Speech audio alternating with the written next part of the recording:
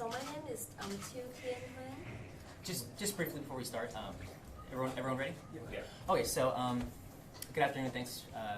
Thank you to everyone for showing up today. As you're all aware, I'm sure the District Attorney's Office dismissed all charges against our client Tu. Now I think it's been about 2 weeks now. It's an outcome and result that Tu and her family and her friends and of course our team expected. It's very unfortunate that she had to go through this experience, but she has since had time to gather her thoughts and process this information. So she'd like to give a brief statement at this time. She won't be taking any questions following the statement, but if there's any follow-ups or any questions you have, David or I would be happy to field those at that time. So Tu, would like to... So after speaking with my attorney, I have decided to make a statement concerning the death of my husband, Stephen Hafer. Stephen and I was very much in love. Like most married couples, our relationship was a work in progress. In building a life together, we had disagreement and issues to resolve. But in any marriage, you are not just somebody's husband or wife. You're also an individual with an inner life of your own. And Stephen's inner life was full of pain. And I tried so hard to help him, but he kept from me the full extent of what he's going through. I could never imagine what it could lead to, what I could find when I come home that day on February 2nd, 2017. Nothing in life can prepare you for finding your husband dead. Even now, I find it impossible to put my experience into words. Stephen, the man I was going to spend the rest of my life with, the father of my child, suddenly he's gone. He will never come back. What would I tell my daughter? How do I help her to make sense of it? I cannot understand, and I don't know when. I feel completely lost right now. I understand that situations like this involve other people by necessity. The police must investigate, the media must report, but imagine if you was in my shoe, what would you feel? What would you wish for? I wish for more than anything to have space and time to grieve and work through this with my daughter. I wish more than anything that the professionals involved in my husband's death, the law enforcement, prosecutor, reporters, news editors, has exercised thoroughness and care in their work. I wish law enforcement has prioritized the finding of facts instead of an easy target to demonize. I wish the media took seriously their task of educating the public instead of reporting scandalous rumors and have truths for shock value. From the very beginning, I was attacked left and right. I was falsely accused of the most heinous act. I was not allowed to mourn Stephen's passing. I was torn from my daughter, who has just lost her father, and subjected to hours of interrogation. I was not allowed to have my attorneys present. I was not given an explanation of my rights. In the middle of terrifying and heartbreaking nightmare, I was subjected to outsider expectation of how my reaction and expressions should look. As a result, I was called heartless and unfeeling, simply because I was in shock. My fate was blathers over the TV and newspaper, accompanied by rumors, assumptions, poor speculations. I was accused of killing my husband to get hands on insurance money.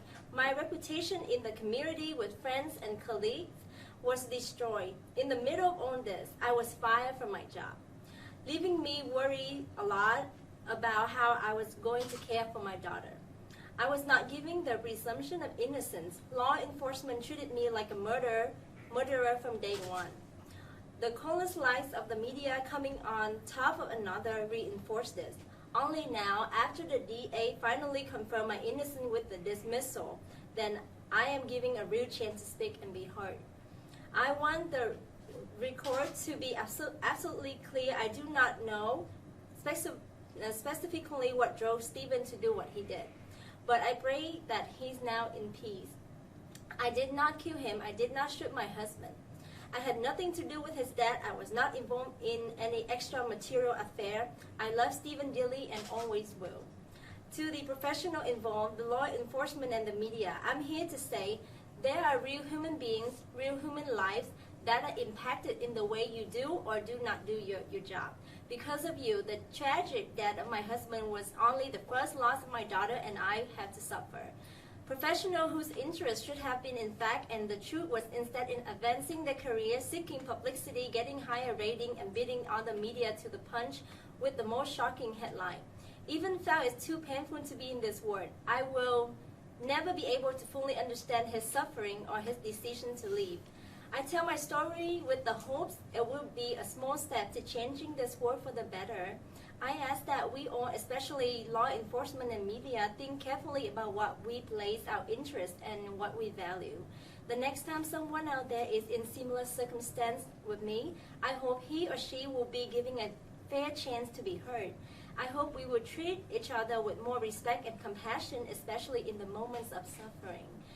There are the values that I will raise my daughter with. I do this honor to my husband, Stephen Hafer. In my daughter, a part of Stephen will always stay with me and with us. As we rebuild our lives together, I ask that you respect our privacy. Thank you so much. Can you guys talk about how long she spent in jail and what is the evidence that exonerated her? Well, she spent, can you all hear me? Yeah. She spent 3 days in jail. She was bonded out as soon as we were able to get bond and secure bond. The evidence that exonerated her was a fact that there was nothing to support a murder charge. Absolutely nothing. So a lack of evidence. There was an absolute lack of evidence. There was nothing. I repeat that again, nothing. In my opinion, I think law enforcement jumped to conclusions. They saw something and they ran with it without actually checking all the evidence. Once everything was cleared, the ME quickly ruled it was a suicide, and it was indeed a suicide. How does she move forward from this point on? It is going to be extremely. Which one? Yeah, just move them all over. Yeah. Sorry. Okay. Obviously, it's going to be extremely difficult for her to move on. But she was a strong woman with strong friends and family. She had the support of her family and friends during this entire process. They posted the bond. They helped pay for legal fees. She's got a family that's going to support her. She's got friends that are going to support her. I believe she's going to be able to move on, but it's going to take a significant amount of time. She said that she lost her job. Did she get her job back? She has not. She's applying at different locations, but she did not. What type of nurse was she, and did she work in the medical center? Or? I don't know exactly what type of nurse she was. She was. If you want to, you don't have to. So, well, I was a massage nurse, and I was working at the cat lab. Okay. Yeah, when this happened. At one of the major hospitals in the medical center? Yes. Will there be any compensation given, or will you be seeking any as a result of, what this has resulted in her life? We are still exploring all of our options. We have not made decisions about what legal action we'll take at this point, but we're discussing that, and we're trying to figure out exactly what we intend to do. Are you setting a deadline for yourself on that in terms of the possibility of seeking legal action? I never set a deadline on myself. So no, I am not. It's going to be after a thorough review of everything, review of case law, a discussion with the client and fellow attorney before we make a final decision. So, I'm not sure if you guys are familiar, but, when things happen and people are charged with, murders, especially in this case, we get press releases regularly from the police department, from the sheriff's office, kind of just updating on what they've been doing, basically. Is there a different way that you think this should have been handled? Because, obviously at the time, they thought that they had someone in custody that should have been. In my opinion, I think they should have had more people looking. They should have had individuals that intentionally took a different view to argue and to discuss the evidence that they had. And I think if they had done that, they would have said, wait a second, this isn't a murder. But they didn't do that. I was not present, obviously, during the initial investigation. I wish I had, because I would have pointed out some things to them. But I think that there was items that they saw, and they immediately jumped to conclusions and then built their case around an assumption. That's what I believe. What are some of the pieces of evidence you would have pointed out? I would have pointed out the trajectory of the round. I would have pointed out where the impact of the round was behind Stephen, and there were some other things I would have pointed out, but I'll leave it at that.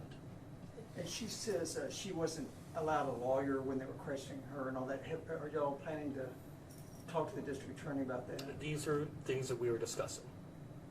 Was there a gunshot residue test done on two? There was, but we have not received the results of it. I anticipate that they came back clean because she did not fire that weapon.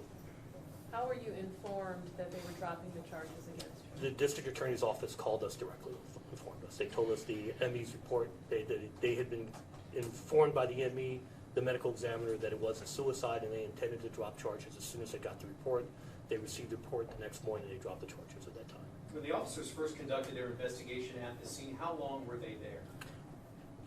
A few hours, I don't know exactly how long. I can't tell you exactly how long. I could figure it out. I have the videos and such, but I don't know exactly how long. What was your client's reaction when she learned that she was going to be freed? Obviously relief. I mean, you can imagine obvious relief. She was relieved that this part of the nightmare was over with. She realized that there's still other steps, but right now this part of the nightmare is over with. How soon after his death was she arrested? That very day. That very day, actually within hours.